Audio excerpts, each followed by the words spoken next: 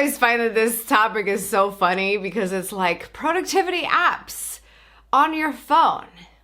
First tip of productivity always is get off your phone. So can we just disclaimer, because I know I usually just thread that in. If you're not productive, there's a strong likelihood that there's not an app on your phone that's totally gonna solve your problem, but if you got off your phone, you might actually get something done. That being said, I do have a few apps that I love for keeping me productive in my day-to-day. And I think the biggest thing here is that you have to allow an app to do what it does very well, while you stay focused on what you need to do after it's kind of helping set you up for success. Let's start with my first favorite app, which is obviously Google Calendar. Why is that obvious? Because you and I have been friends for a long time, and you know I absolutely live by my calendar. I followed the calendar blocking technique a lot in my life, so a task goes on my calendar as an appointment. An appointment with myself is just as important to me as an appointment with somebody else, whether it's on a Zoom call or a coffee.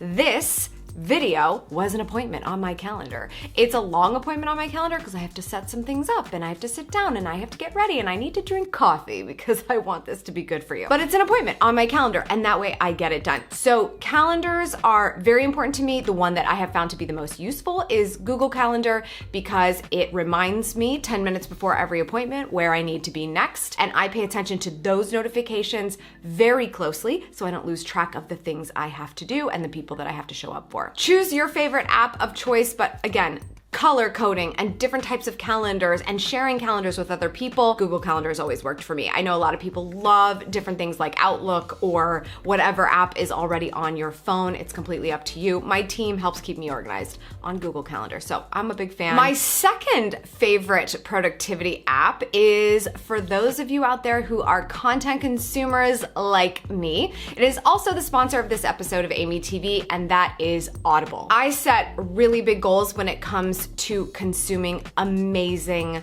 audiobooks, and that is what I use Audible for. It is my number one source for those things. But what I love about Audible is that they are expanding what they make available to us as content consumers of what we can learn and when we can learn it and how we can learn it, and keeping it all in one place. To get a good feel for this, you want to check out Audible's Plus catalog. Not only do they have audiobooks, they've got podcasts, they have Audible originals, they also have guided fitness and meditation programs, sleep tracks for better rest, and so much more. So when you talk about being productive with an app, not only can you consume amazing information with audiobooks and podcasts all in one place, but maybe there's a little bit of background sound that you can listen to fall asleep better, or a meditation that guides you into how you get into that mental space to improve not only your productivity, but your mindset. A lot of times our mindset, so much of the conversation when it comes to being more productive. So how does it all work with the Plus catalog and everything? All you gotta do is become an Audible member. When you do, you get one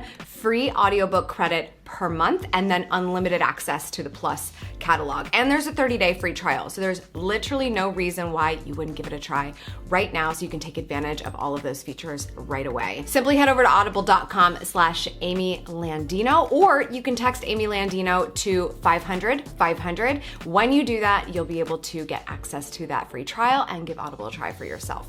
Be more productive by getting smarter while multitasking with your earbuds. My third favorite app for productivity is one I have talked about in the past because I'm a huge believer in this technique. It's like micro time batching, and it's called the Pomodoro technique, but the app, there's lots of them out there. I like the one called Focus Keeper. The Pomodoro technique is essentially when you spend 25 minutes super focused on something and then take a 5-minute break. You do that over and over, probably about 4 times before you take an extended break, usually about 25 minutes. Every time you do this, it's doing a little Pomodoro. By the end of the day, you'll notice that because you spent really focused 25-minute batches into your work, you get a lot more done when you're not letting the other things bother you. So I love this app because it is just such an easy little timer, and you start it and you say, I want to spend 25 minutes on this. Let's say you're going to do a writing project. I'm only going to write for 25 minutes. That's it. That's all I have to do. Even if I sit here and I can't think of anything, I am going to focus on nothing but trying to write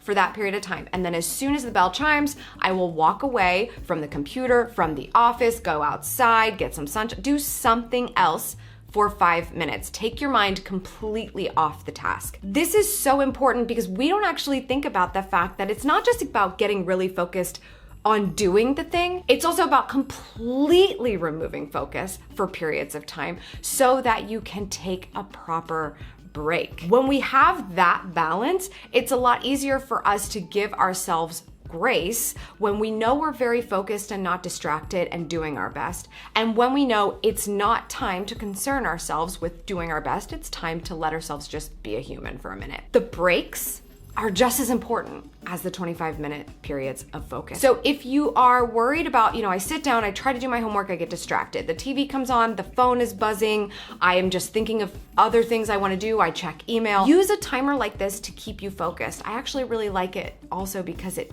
ticks at you. So you're really focused on oh, that's a reminder that I should be doing something very specific right now. I'm a big believer in time constraint, whether it's calendar blocking or something like the Pomodoro technique and the Focus Keeper timer app. If you have these things on your side, it's a big reminder that it's not just a task that has to get done, it is something you're doing with your time. And we only have so much time. So if you want to be more productive, getting hyper focused around how much time you actually have is a big piece of it. Apparently I did drink coffee today because I am firing at all cylinders. Another big love that I have for productivity apps is called Text Expander. This is an app I actually use not just on my phone, it's on my computer, it's on all of my devices. And what it allows me to do is create text that I type very frequently at the touch of a button. So for instance, I go to Twitter every day and I say, good morning, good life. Literally the exact same way pretty much every day. There's a good reason for that. One, I like the consistency of it. And two, it's because it's in my text expander and all I have to do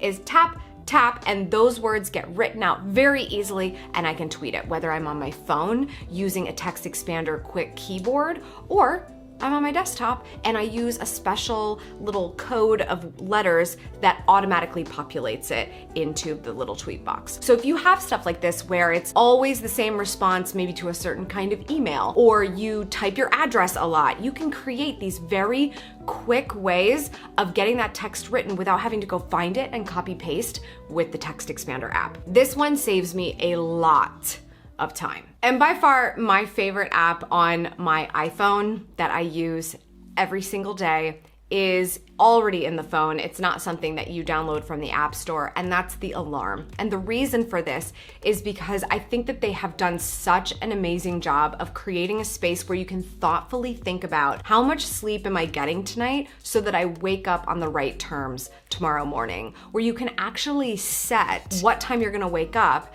based on how many hours of sleep that you're gonna get. You're factoring it all in at the same time. There are so many of us who just set an alarm for an arbitrary time. It may not be that arbitrary, it may have to do with what your commitments are the next day. But other than that, it's not taking into consideration your health so much as it's taking into consideration the stuff you have to do. And I think that this app is so amazing because it's like, yes, I could wake up at that time tomorrow, but that means I'm only gonna get 6 hours of sleep based on what happened today. So just knowing that and the self-awareness of that is a big piece of it. We may not be able to allocate for more time to sleep in some situations, but we can at least think about it on a regular, very regular basis, daily, that we need to start getting more sleep. We need to go to bed earlier. We need to make that time because ultimately, and this is a hard lesson that I've had to learn, as seriously as I take sleep, I've cut corners in some places where it's like, oh, you know, those half hour to an hour extra of sleep I could have gotten over the last few years, I haven't been, may start to add up at some point, is starting to add up at some point. And so we have to pay attention to that every day. And the self-awareness of that, I think, is built into this app, and I think it's amazing. Consider using that sleep